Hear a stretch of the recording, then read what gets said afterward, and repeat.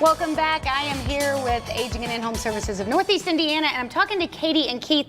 We were just talking about living wills, and I said, I need one, and Keith said, no, you don't. And so please tell me, I need to know more about that. So I tell my clients, living wills in Indiana are legally worthless. Oh. If you've ever read a living will, it says this living will becomes effective once a doctor has certified in writing, I have a terminal condition, I'm going to die in a short period of time, and any kind of care the medical community gave me would be futile.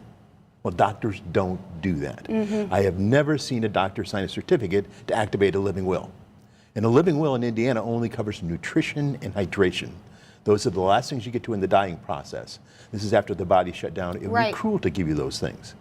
So it really doesn't say anything. So we don't actually have our clients do living wills.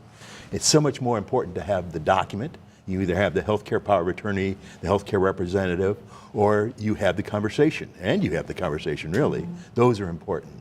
Now, there are lots of people who don't have advance directives, and in Indiana, if you don't have an advance directive and you're incompetent, there's now a statute that has a priority system about who would make decisions for you.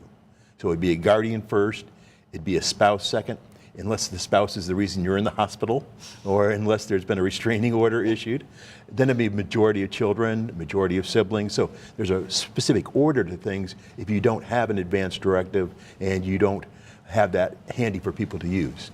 It's very interesting to me because I just thought that everybody needed a living will, that was super important to direct whether or not I should be given food and water.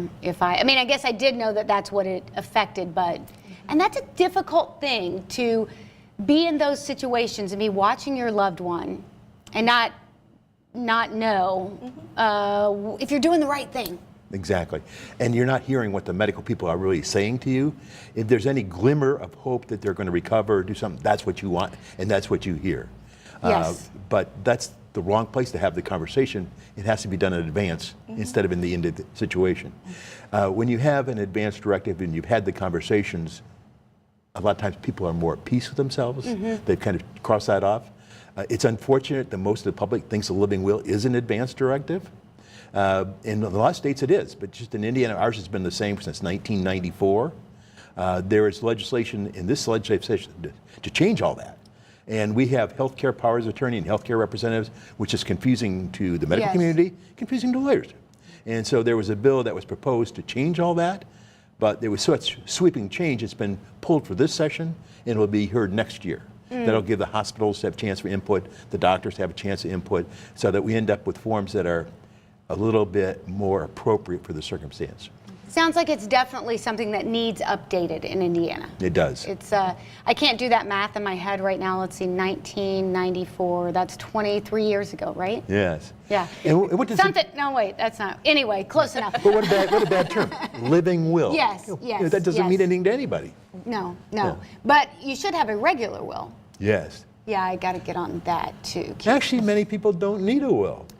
He just keeps wowing me. He just keeps wowing me.